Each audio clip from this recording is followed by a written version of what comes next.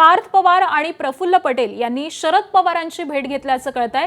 दोन्ही नेत्यांनी नवी दिल्लीमध्ये ही भेट घेतलेली आहे। तर बुधवारी शरद पवार मोदींना भेटून आल्यानंतर दुसऱ्याच दिवशी ही भेट झालेली आहे। त्यामुळे राजकीय वर्तुळामध्ये आता या भेटीमुळे चर्चांना उधाण आलेलं आहे।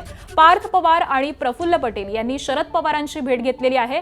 अगदी काहीच दिवसांपूर्वी म्हणजेच बुधवारी शरद पवार यांनी मोदींची भेट घेतलेली होती आणि त्यानंतर लगेचच दुसऱ्या दिवशी प्रफुल्ल पटेल आणि पार्थ पवारांनी शरद पवारांची भेट घेतली आहे।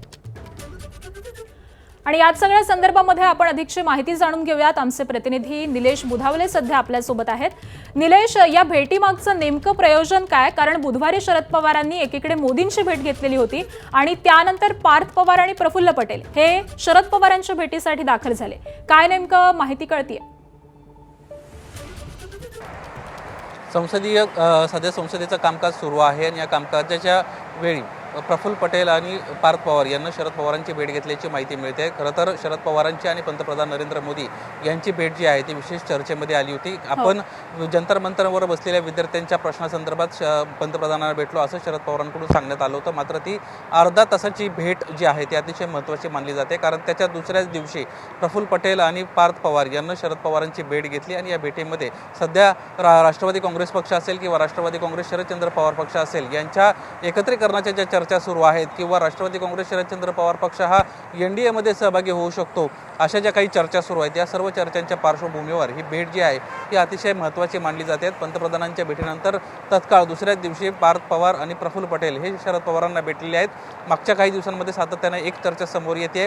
NDA मधून एक प्रामुख्यानं अट घालण्यात आलेली आहे किंवा NDAची एक भूमिका आहे की राष्ट्रवादी काँग्रेस शरदचंद्र पवार पक्षानं हे राष्ट्रवादी काँग्रेस पक्षासोबत NDA मध्ये सहभागी व्हावं। अशा वेळी पार्थ पवार आणि सुनेत्रा पवार यांचा या सगळ्या प्रक्रियेला विरोध आहे अशी खूप चर्चा जी आहे ही देखील राजकीय वर्तुळामध्ये आहे आणि त्यामुळेच ही जी भेट आहे प्रफुल्ल पटेल आणि पार्थ पवार यांची शरद पवारांसोबतची ती अतिशय महत्त्वाची मानली जाते। आगामी काळात काही महत्त्वाच्या घडामोडी घडतायत का किंवा राष्ट्रवादी काँग्रेस शरदचंद्र पवार पक्ष NDA सोबत थेट जातोय की अजित पवारांच्या राष्ट्रवादी सोबत जातोय, अशा अनेक प्रश्नांची उत्तरं जी आहेत ते आपल्याला मिळताना दिसणार आहेत। अगदी निलेश, खरं तर या दोन्ही भेटींनंतर तिसरी एक भेट महत्त्वाची मानली जाते, ती म्हणजे तटकरे यांनी अमित शहांची घेतलेली भेट। त्यामुळे या एकूणातच भेटी सत्रानंतर राष्ट्रवादीमध्ये काही बदल होणार का अशी चर्चा सुरू आहे।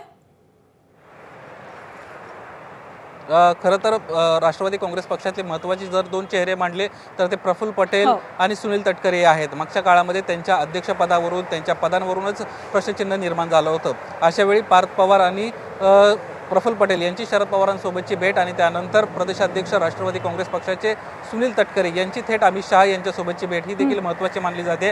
आपण सुनील तटकरे यांच्याशी संपर्क साधला, या भेटीसंदर्भात त्यांच्याशी विचारणा केली, मात्र यावर बोलणं त्यांना टाळलेलं आहे। मात्र मागच्या 7 दिवसांमध्ये अशा पद्धतीच्या भेटीगाठी होणं आणि त्यानंतर पुढं शरद पवारांच्या घरामध्ये एक मोठा प्रोग्राम जो आहे तो देखील होऊ पाहतोय। अशा वेळी पंतप्रधान नरेंद्र मोदी, अमित शहा हे सर्व मंडळी त्या कार्यक्रमाला उपस्थित असणार आहेत आणि त्या सर्व घडामोडींच्या पार्श्वभूमीवर प्रफुल्ल पटेल तटकरे यांच्या शरद पवारांसोबतच्या भेटीगाठी ह्या महत्त्वाच्या मानल्या जात आहेत।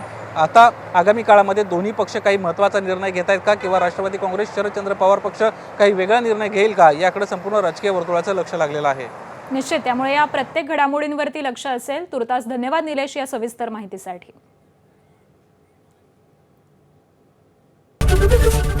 ABP माझा, उघडा डोळे बघा नीट।